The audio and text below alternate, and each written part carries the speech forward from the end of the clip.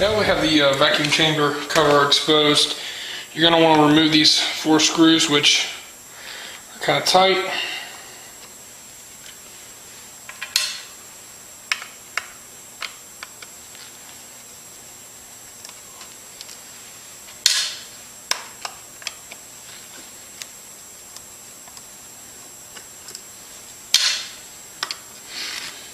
Now you're going to want to hold this down when you pull this last screw up, because there's a spring underneath here that you're going to need to hold on to. This is the spring here.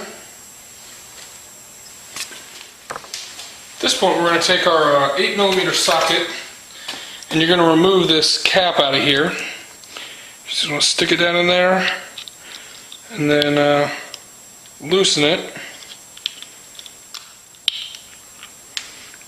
At this point, this little cap right here will come out. And there's the factory jet. And you can set this aside for now.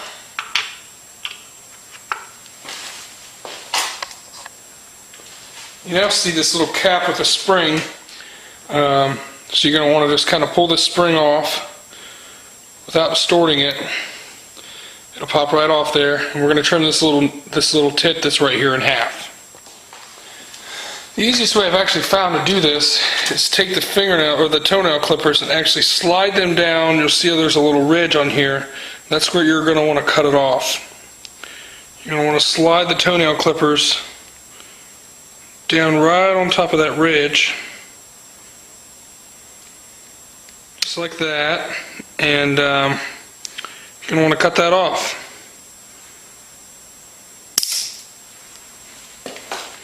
You're now going to take this jet and you're going to take these 2 washers and slide it right over top of that, and then you're going to want to take this diaphragm and stick the needle right back in the center hole with those 2 washers still on there. Just like this. So you can see the washers down inside of there and the needle comes back out the bottom. Now you're going to want to take this spring and put it back on this cap, the little spring you took off earlier. Twist it really gently to get it back on. I twist and push it to put it back in place. You see it go back on just like that. It'll go back on just like that, and you're almost ready to start reassembling. I found the easiest way to do this, to put this back together, is actually use your 8mm socket with an extension. Hold your diaphragm kind of on its side and slide it back together so you can push it down and lock it in place. Now that you have all this locked back in place, what you're going to want to do is slide this diaphragm back down in here, and remember this little tab that's on here has got to line up with the side of this, the top of where the vacuum cap has to go back on, and slide your needle, or slide the diaphragm in really slow so the needle will go back in the hole, and then basically you just roll this rubber piece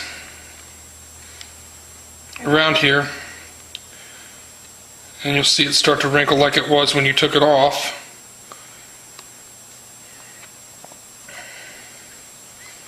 Like so.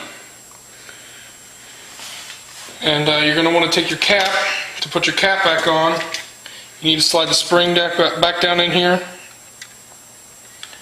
And for me, I found that it's easiest to put 1 screw back on. You're going to want to need the bottom side of this cap has the place for the spring to actually seat inside of it, so you're going to want to slide that on there and then screw it back together. There, and you'll feel it kind of lock itself into place. Use your screwdriver to semi-snug 1 screw so you can put the other 3 on.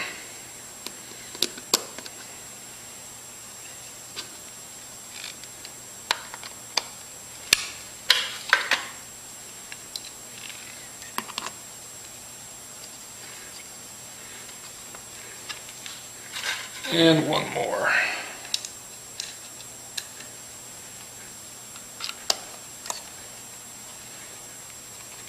Now you're going to want to snug these screws up.